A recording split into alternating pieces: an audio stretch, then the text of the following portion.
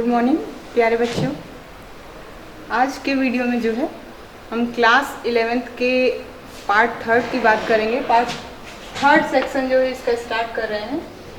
क्योंकि पिछले व्यू में आपने समिश्र संख्याओं के बारे में काफ़ी कुछ जो हमने बताया है उसको आपने सीखा। अब जो है कुछ न्यूमेरिकल्स को भी हम चाहते हैं कि आप करें और जिससे आपको थोड़ा सा सॉल्व करना मैथ्स इंटरेस्टिंग हो जाए। तो चलिए स्टार्ट करते हैं। पहले टाइप के क्वेश्चन पे कुछ दो तीन टाइप के क्वेश्चन हैं, तो आज जिनको हम बताएंगे, इसके बाद नेक्स्ट टॉपिक भी बताएंगे।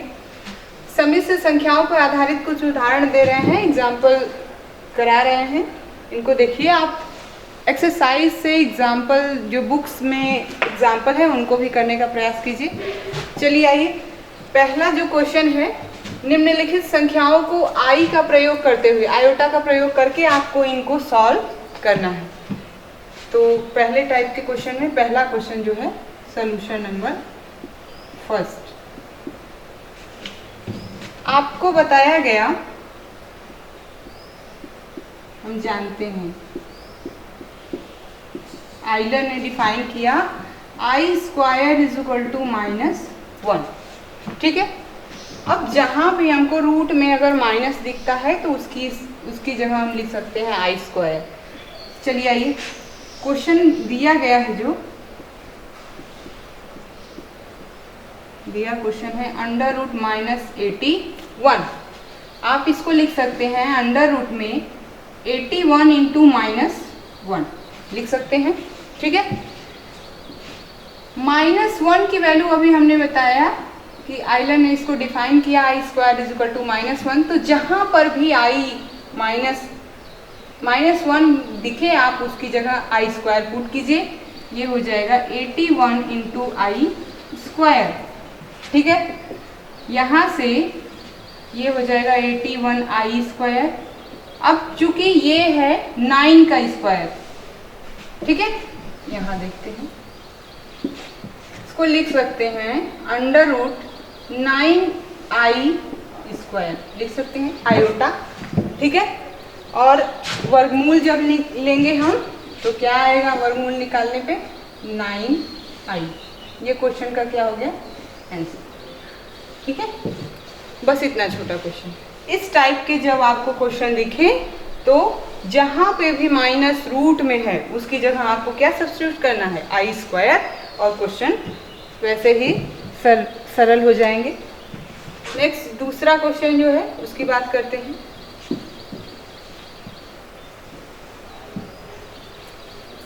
दूसरा क्वेश्चन थोड़ा बड़े में है, फिर भी आसान है, कुछ नहीं करना है, केवल आपको सॉल्यूशन नंबर सेकेंड। ठीक है, आपको अभी बताया कि माइनस रूट में अगर 1 है तो उसकी जगह आई स्क्वायर। तो हम क्वेश्चन को लिखते हैं सबसे पहले 4 under root -4 plus 5 under root -9 minus 3 under root -16। ये हमारा क्वेश्चन है। इसको लिख सकते हैं 4 under root 4 into -1 plus 5 under root 9 into -1 minus 3 under root 16 into -1। ठीक है, कुछ नहीं किया है, जो माइनस है उसको -1 के साथ के रूप में इसको प्रेजेंट किया। अब आइए इसको पुट करेंगे, आई स्क्वायर इज इक्वल टू -1 रखने पर, जब रखेंगे तो ये क्या बनेगा, हो जाएगा 4 अंडर रूट 4i स्क्वायर, ठीक, plus 5 under root 9i square. ठीक है, इसी तरह से -3 अंडर रूट 16i स्क्वायर। अब इसका वर्गमूल आसानी से निकल सकता है, तो ये जो बनेगा ये हो जाएगा 4 का जब वर्गमूल निकालेंगे तो आएगा 2 और आई स्क्वायर का आई। ठीक है, प्लस 5 और 9 का जब वर्गमूल निकालेंगे तो आएगा 3i माइनस 3 इंटू 16 का वर्गमूल होता है 4 यानी 4i। ठीक है, ये हो जाएगा 8i plus 15i minus 12i।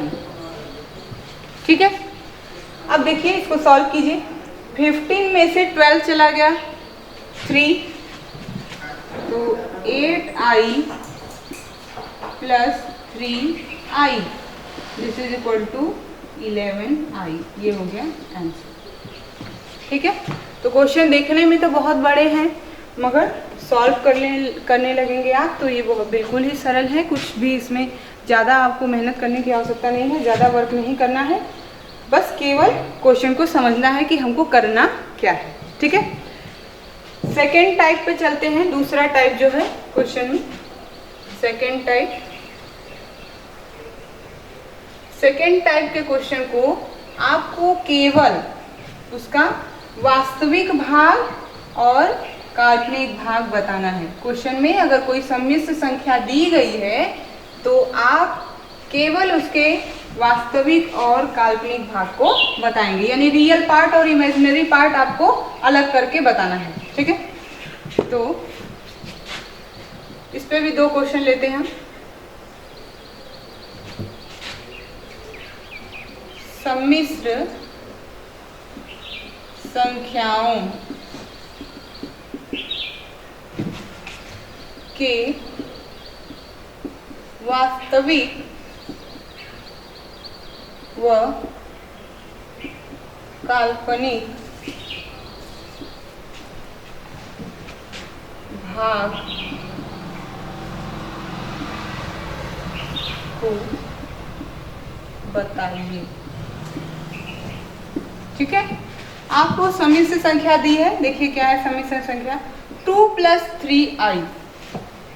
ये सम्मिश्र संख्या है। आयोटा, जिस आयोटा के साथ अगर वास्तविक संख्या जुड़ी है तो वो क्या हो जाता है, सम्मिश्र संख्या। ये पहला है और दूसरा पार्ट है 3 + 5 डिवाइडेड बाई।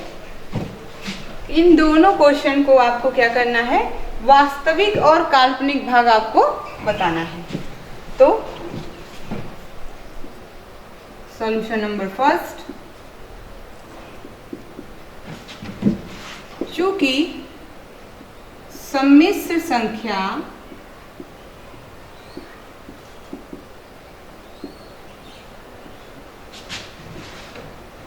का रूप कैसा होता है, z = a + ib।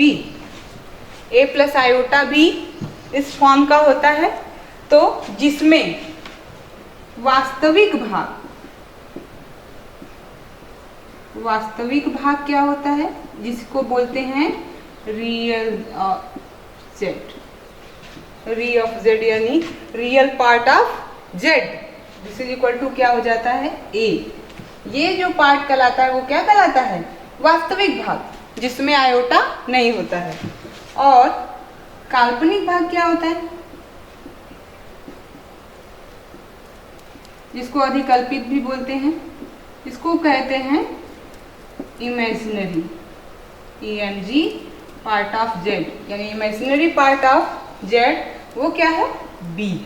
ठीक है, तो आयोटा को आपको छोड़ देना है। आयोटा ये दर्शाता है कि ये काल्पनिक वाला पार्ट है, क्योंकि बस हमको उसकी वास्तविक संख्या लेनी है, क्या इसमें आयोटा के साथ ऐड हुआ है वही हमारा काल्पनिक भाग होता है। तो चलिए इसी रूप का ये दिया गया है क्वेश्चन में, तो दिया है 2 + 3i, ये कोई सम्मिश्र संख्या है, इसका जो है वास्तविक भाग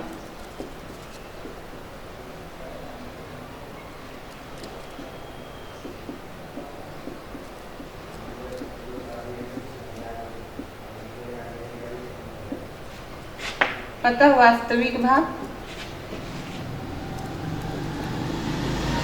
कंपेयर कीजिए, जो जिसमें आयोटा नहीं लगा होता है वो क्या होता है, वास्तविक भाग।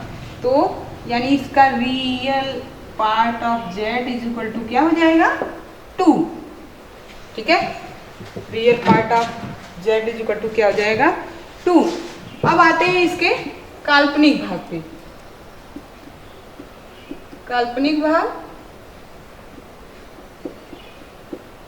क्या होगा, इसको कहते हैं इमेजिनरी पार्ट ऑफ जेड। ये जो होगा आयोटा के साथ जो लगा हुआ रियल नंबर है उसकी बात। तो आई के साथ है 3, यानी काल्पनिक भाग इसका क्या हो जाएगा, 3।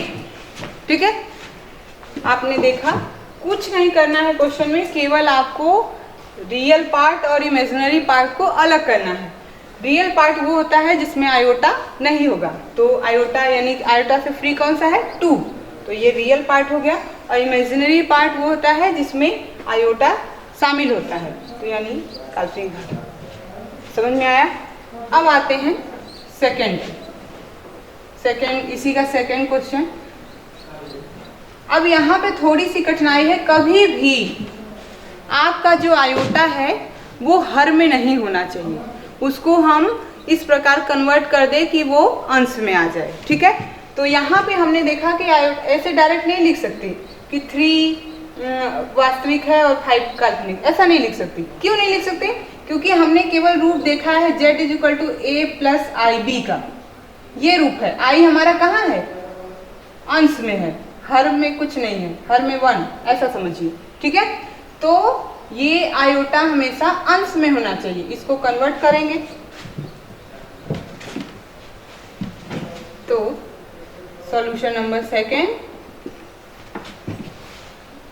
3 प्लस 5 आई, ये दिया है 3 प्लस 5 बटे आई।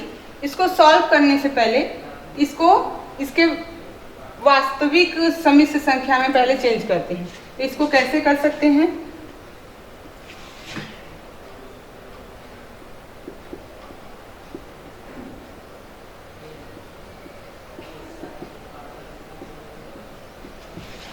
इसको बनाएंगे 3 प्लस 5 आई, आयोटा से ऊपर और नीचे अंश और हर में मल्टीप्लाई कर देंगे तो वो कन्वर्ट हो जाएगा वास्तविक सम्मिश्र संख्या में। ठीक है, तो इसको करते हैं, ये हो जाएगा 3 प्लस 3 में नहीं होगा क्योंकि ये पार्ट केवल इसके लिए है। ठीक है, केवल काल्पनिक भाग में हम कर रहे हैं, तो कितना हो जाएगा 5 आई और अपान में आई स्क्वायर। ठीक है, फिर ये क्या हो जाएगा, इसको लिख सकते हैं 3 प्लस 5 आई अपॉन -1। फिर इसको कन्वर्ट करते हैं कैसे, इसका कन्वर्ट जो है ये हो जाएगा 3 प्लस 5 आई अपॉन -1 इंटू -1 इंटू -1, ये क्या हो जाएगा 3 माइनस 5 आयोटा, -1 मल्टीप्लाई हुआ तो प्लस हो गया, इसलिए ऊपर वाला माइनस जो है इसको माइनस करेगा। ये जो है अभी को हमारा चेंज हुआ किसमें, वास्तविक सम्मिश्र संख्या में। जो स्वरूप सम्मिश्र संख्या का होता है उस स्वरूप का ये दिखने लगा। ये दिख रहा है कैसा, z is equal to a plus I B का, इस फॉर्म का ये दिखने लगा।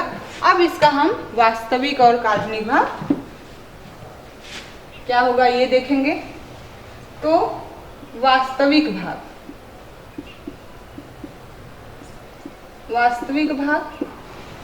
उसी प्रकार से देखिए, वास्तविक भाग बिना आयोटा वाला जिसमें आई नहीं है, यानी वास्तविक भाग क्या हो गया 3, और काल्पनिक भाग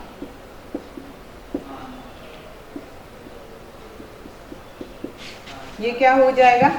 अब इसको देखिए थोड़ा सा और कन्वर्ट करके ऐसे लिख दे 3 प्लस आयोटा -5, ऐसा लिखा जाए, लिख दिया। अब ये a है और ये b है, तो काल्पनिक भाग कितना हो जाएगा -5। अगर आप डायरेक्ट ऐसे क्वेश्चन को देख के कर देते कि ये वास्तविक और ये काल्पनिक, तो आपका क्वेश्चन गलत हो जाता, क्योंकि यहाँ पे काल्पनिक भाग में क्या आ रहा है -5। ठीक है, तो ये दो टाइप के क्वेश्चन थे। तीसरे टाइप का भी क्वेश्चन आयोटा के फॉर्म में भी हमने बता दिया था, उसको भी एक बार फिर से दिखा देते हैं। थर्ड,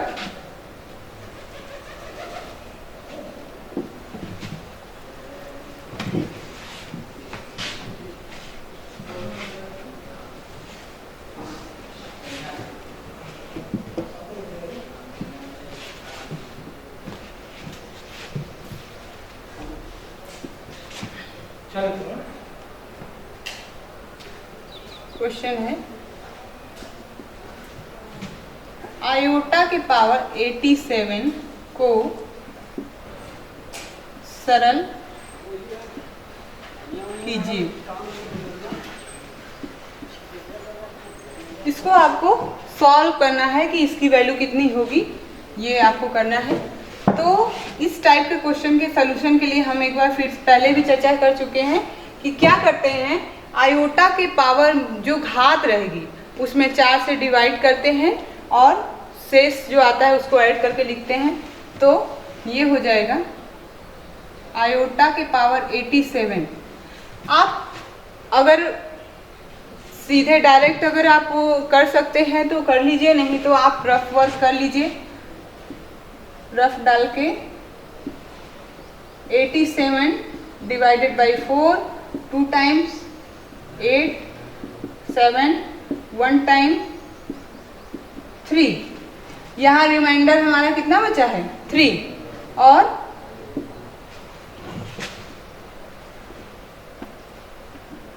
इसको हम लिख सकते हैं I to the power 4 into 21, 21 चौक 84, 84 में 3 जोड़ेंगे तो 87 प्लस 3। ये इसके पावर को तोड़ने का तरीका है। कैसे इसके पावर को जो है हम खंड के रूप में तोड़ सकते हैं, कैसे लिख सकते हैं, वो हमने किया। अब आइए, हमने बताया था कि हम जानते हैं I to the power 4 this is equal to 1। ये भी हम प्रूव करके बता चुके हैं कैसे। तो यहाँ पे बस केवल वैल्यू सब्स्टिट्यूट करेंगे। इसकी वैल्यू क्या हो जाएगी, I टू द पावर 87 की ये हो जाएगी I to the power 1 into I to the power, या इसको थोड़ा सा और लिख दें, I to the power 4 into 21 into I to the power 3 this is equal to, इस पूरे की वैल्यू अगर इतने की वैल्यू 1 हो जा रही है तो पावर कर 1 के पावर करने से 1 to the power 21 into I to the power 3 को लिख सकते हैं I स्क्वायर इंटू I लिख सकते हैं।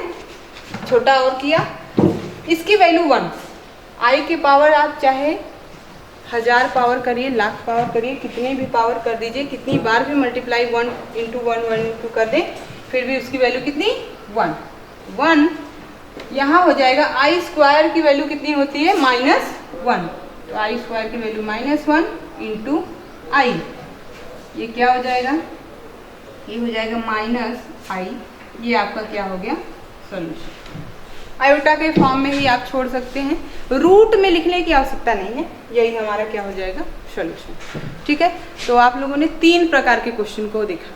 ठीक है, थर्ड टाइप के 3 टाइप के जो है सम्मिश्र संख्याओं पे आपने क्वेश्चन देखे, एक्सरसाइज और एग्जाम्पल में दिए हैं इस टाइप के क्वेश्चन, उनको लगाइए। अब जो है आते हैं सम्मिश्र संख्याओं का बीजगणित। ठीक है, तो बीजगणित का क्या उपयोग है सम्मिश्र संख्याओं के ऊपर, उसको देखेंगे। चलिए आइए,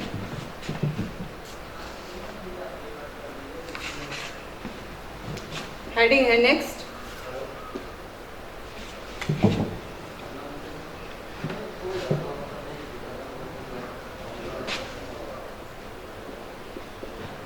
सम्मिश्र संख्याओं का बीजगणित।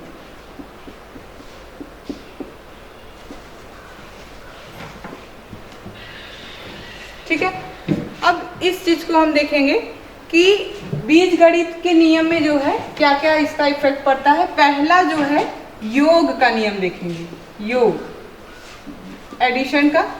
योग के नियम में क्या कहता है कि अगर दो सम्मिश्र संख्याओं को जोड़ा जाए, ठीक है, दो सम्मिश्र संख्याएं ले लेते हैं, लिखिए। माना दो सम्मिश्र संख्याएं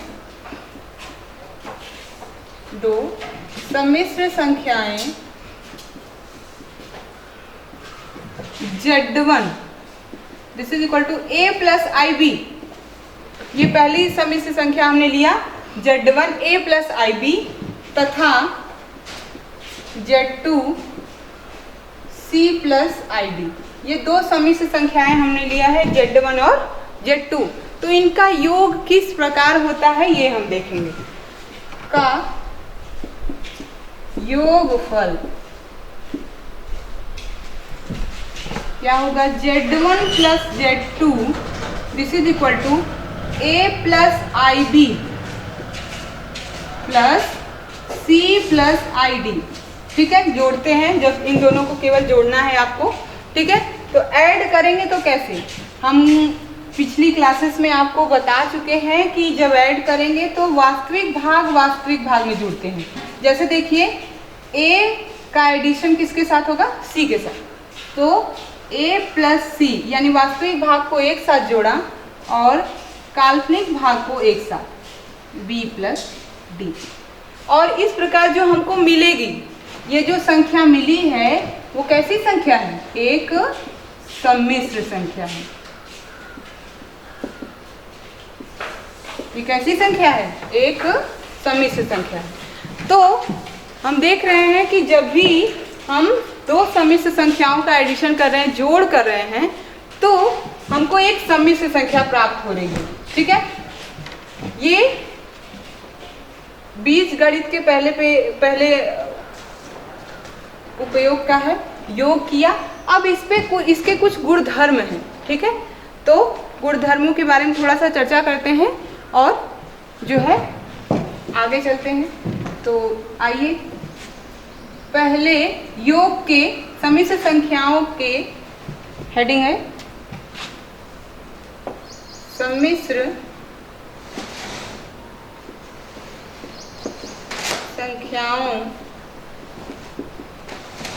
सम्मिश्र संख्याओं के योग के गुणधर्म।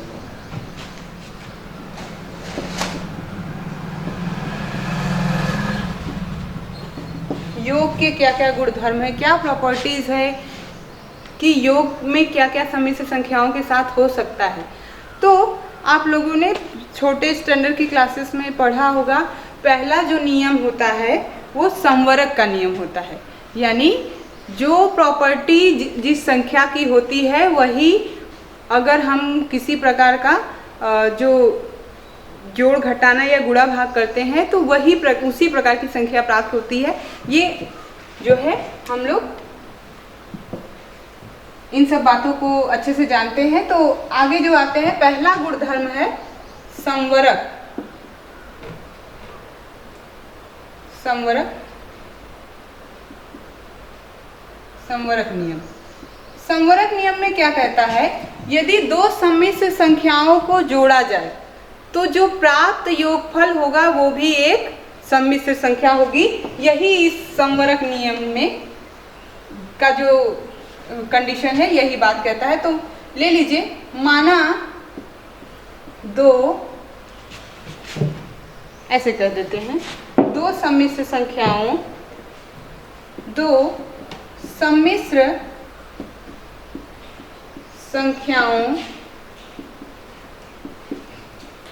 Z1 व Z2 का योगफल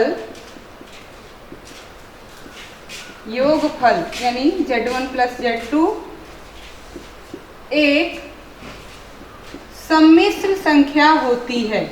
कैसी संख्या होती है, सम्मिश्र संख्या होती है।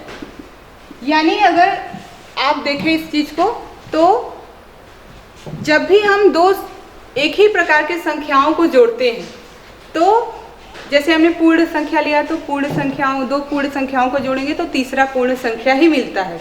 परिमेय की बात करेंगे तो परिमेय ही संख्या मिलेगी।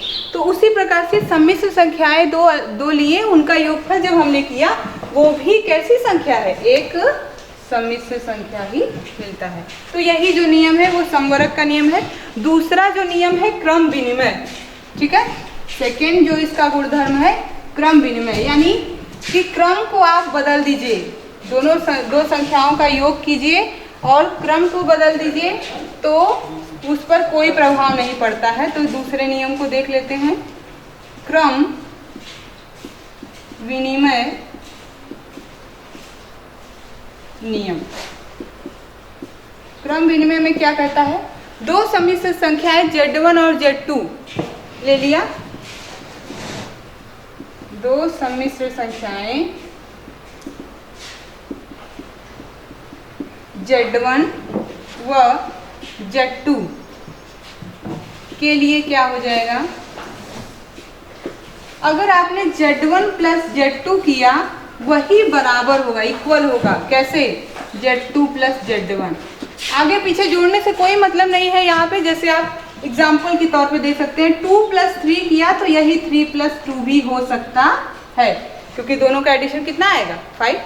तो इसी प्रकार से ये क्रम विनिमय नियम चलता है, ठीक है। आगे के प्रॉपर्टीज में आगे देखेंगे हम, अभी इसके 2-3 प्रॉपर्टीज और हैं तो उनको हम नेक्स्ट क्लासेस में देखेंगे। अभी तक जो भी आपको प्रॉब्लम होगी उसके बारे में हमें ज़रूर कमेंट करिए। और आज के वीडियो में इतना ही। तो इतनी अच्छे से गहराई के साथ इसको पढ़िए। आप घर में रहिए, सेफ रहिए और कोशिश करिए कि जो भी आप जितना प्रयास कर सकते हैं वीडियो को देख के पढ़ने की, तो उतना प्रयास कीजिए, सीखिए। आज के लिए इतना, धन्यवाद।